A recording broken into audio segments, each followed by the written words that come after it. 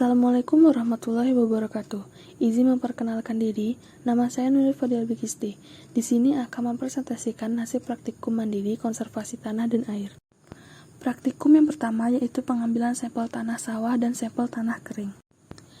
Waktu pelaksanaan pengambilan sampel tanah kering dan sampel tanah sawah yaitu pada 13 Oktober 2021, berlokasi di Kelurahan Drangong, Kecamatan Taktakan, Kota Serang, Provinsi Banten.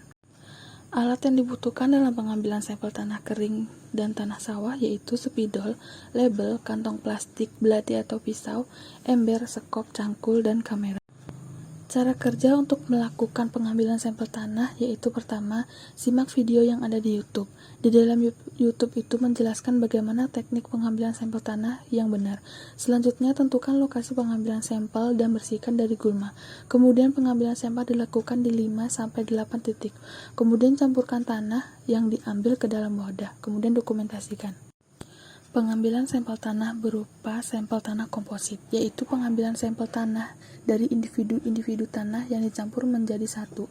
Hasil dari pengambilan tanah sawah, yaitu pola atau cara yang digunakan dalam praktikum ini yaitu acak atau random sample, dengan menentukan 8 titik pengambilan. Kendala yang dihadapi pada saat pengambilan sampel tanah sawah adalah ditemukan banyak gulma yang berada di lahan sawah. Kemudian ditemukan bebatuan di sekitar tanah sawah yang dapat menghambat proses pengambilan contoh tanah sawah. Kemudian hasil untuk tanah kering yaitu pola atau cara yang digunakan dalam praktikum ini yaitu acak atau random sample dengan menentukan 5 titik pengambilan. Kendala yang dihadapi pada saat pengambilan sampel tanah kering adalah ditemukan bebatuan di sekitar tanah kering yang menghambat proses pengambilan contoh tanah kering. Praktikum yang kedua yaitu pengamatan jenis erosi tanah. Waktu pelaksanaan pengamatan jenis erosi tanah yaitu pada 18 November 2021, berlokasi di lahan praktikum Polbangtan Bogor. Alat yang dibutuhkan dalam pengamatan jenis erosi tanah yaitu kamera, alat tulis, dan buku. Cara kerja pengamatan jenis erosi yaitu tentukan lokasi pengamatan, kemudian tentukan waktu pengamatan, kemudian dokumentasikan pengamatan erosi, lalu deskripsikan bentuk atau jenis erosi apa yang terjadi di lokasi pengamatan. Hasil dari pengamatan jenis erosi, yaitu jenis erosi yang terjadi di lokasi pengamatan adalah erosi alur. Erosi alur adalah proses terangkutnya tanah dan alur-alur tertentu pada permukaan tanah. Erosi alur diakibatkan oleh pengikisan tanah dan aliran air yang membentuk parit atau saluran kecil. Aliran air telah membentuk bagian tersebut menjadi konsentrasi aliran air hujan di permukaan tanah. Aliran air menyebabkan pengikisan tanah, lama-kelamaan membentuk alur-alur dangkal pada permukaan tanah yang arahnya dari atas memanjang ke bawah. Faktor penyebab erosi alur adalah terjadinya pengikisan pada tanah yang sudah berlangsung dan menyebabkan terbentuknya alur, yang nantinya menjadi tempat air mengalir. Penyebab lainnya adalah karena tidak adanya vegetasi penutup dan adanya topografi lahan yang tidak rata. Cara penanggulangan erosi alur dengan melakukan konservasi tanah secara vegetatif. Upaya ini dilakukan untuk mencegah dan menghambat terjadinya pengikisan tanah. Pemilihan vegetasi yang tepat menjadi kunci sukses upaya konservasi. Pastikan menggunakan vegetasi yang memiliki kemampuan untuk bertahan pada berbagai kondisi cengkaman. Perlu adanya penanaman vegetasi penutup seperti rerumputan dan beberapa pohon dengan perakaran tunggang yang kokoh di pinggir lahan. Praktikum yang ketiga yaitu tindakan konservasi tanah dan air secara vegetatif. Waktu pelaksanaan pengamatan tindakan konservasi tanah dan air secara vegetatif yaitu pada 29 November 2021, berlokasi di lahan praktikum kopi intercropping Polbangtan Bogor. Alat yang dibutuhkan dalam pengamatan tindakan konservasi tanah dan air yaitu kamera, alat tulis, dan buku.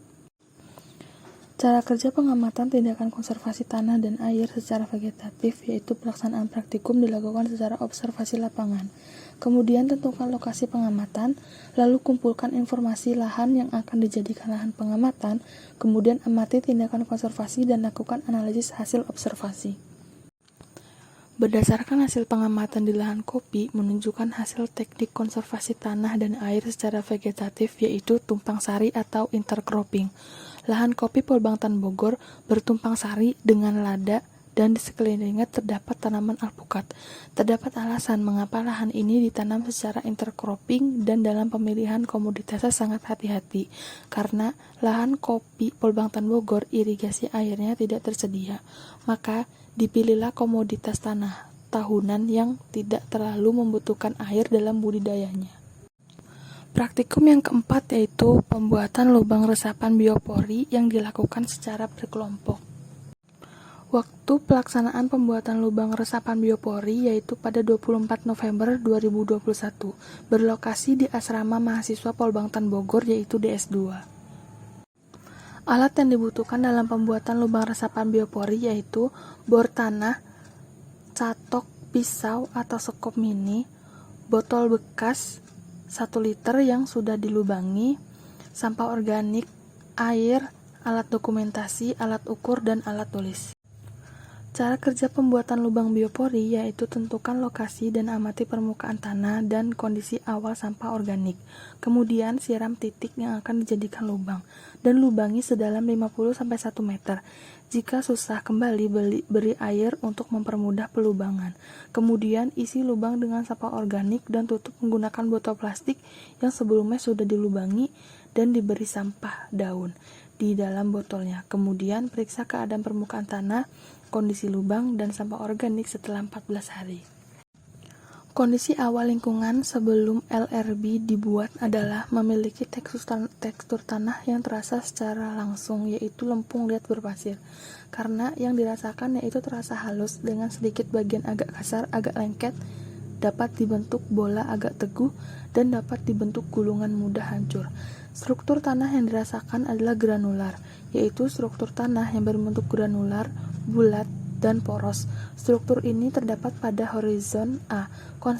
Konsistensi tanah yang terdapat pada lahan yaitu gembur. Warna tanah yaitu coklat. Kondisi sampah organik sebelum dimasukkan adalah daun yang dimasukkan ke dalam lubang resapan biopori berwarna kuning yang sudah berguguran, sehingga mudah untuk menjadi kompos di dalam lubang resapan biopori tersebut. Sampah organik tersebut tentunya belum terurai oleh mikroorganisme. Sampah organik yang sudah dicacah tersebut dimasukkan ke dalam botol yang telah dilubangi. Sampah organik tersebut nantinya akan memicu biota tanah seperti cacing dan semut, akar tanaman untuk membuat rongga-rongga di dalam tanah. Kondisi permukaan tanah setelah 14 hari lubang resapan biopori dibuat, yaitu tidak ada lagi genangan air di permukaan tanah. Dapat dikatakan genangan air di permukaan tanah tersebut semakin berkurang, meskipun intensitas hujan di Kota Bogor tinggi. Genangan air berkurang karena sudah terdapat lubang resapan biopori yang mampu meresap air ke dalam tanah lebih optimal. Kondisi sampah organik setelah 14 hari sudah mulai dalam proses dekomposisi, di mana terjadi perombakan sampah organik tersebut yang dilakukan oleh mikroorganisme dari senyawa kompleks menjadi senyawa yang lebih sederhana yang terjadi di dalam tanah. Keadaan sampah organik pun menjadi menyusut karena proses perombakan tersebut, menyebabkan penyusutan volume pada sampah organik. Penyusutan volume tersebut terjadi akibat perubahan ukuran partikel bahan organik yang semakin kecil. Karena semakin besar penyusutan volume bahan organik, maka akan menghasilkan bahan organik yang lebih sedikit.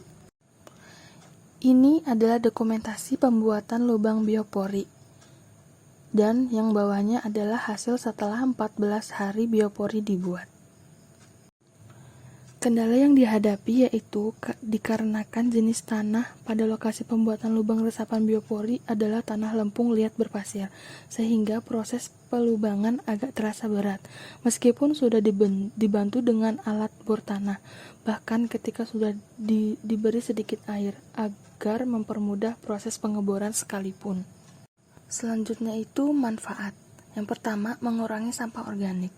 Pembuatan lubang resapan biopori dapat mengurangi sampah organik dari rumah kita ke TPA, tempat pembuangan akhir. Karena ketika kita membuat lubang, salah satu proses yang harus dilakukan adalah memasukkan sampah organik. Selain mengurangi sampah organik yang akan dibuang ke TPA, pembuatan biopori juga akan membuat masyarakat bisa memilih antara sampah organik dan anorganik. Yang kedua yaitu menyuburkan tanah. Ketika kita memasukkan sampah organik ke dalam lubang, akan terjadi proses biologis yang akan menjadikan sampah tersebut menjadi pupuk kompos. Dengan terbentuknya pupuk kompos di dalam lubang, tentu akan membuat tanah menjadi lebih subur. Yang ketiga yaitu membantu mencegah terjadinya banjir. Saat ini banjir sering terjadi entah itu di kota ataupun di kampung, dan salah satu penyebabnya adalah sistem drainase yang tidak baik. Biasanya di daerah padat penduduk drainasenya buruk karena kurangnya daya serap air oleh tanah.